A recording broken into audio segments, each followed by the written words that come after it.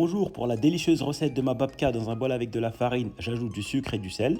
Je mélange à vitesse moyen-lente, j'ajoute les œufs, l'eau tiède avec de la levure. Lentement ajouter le beurre mou coupé en dés. Mettre un filet d'huile d'olive dans un bol pour que la pâte ne s'accroche pas. J'ai mélangé la pâte pendant une dizaine de minutes et elle est prête lorsqu'elle est élastique et fluide. Je la couvre de film alimentaire et je la laisse au réfrigérateur toute la nuit. Pour la garniture au chocolat, je mets du sucre neige dans un bol, la poudre de cacao et j'écrase le tout pour obtenir une garniture onctueuse. Le chocolat noir fondu, puis le beurre fondu. Bien mélanger le tout et laisser de côté. Maintenant, place à l'étalage de la pâte qui a été reposée au réfrigérateur toute la nuit.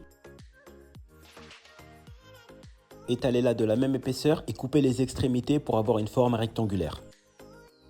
Étalez bien la garniture sauf à chaque extrémité pour que ce soit plus facile à rouler.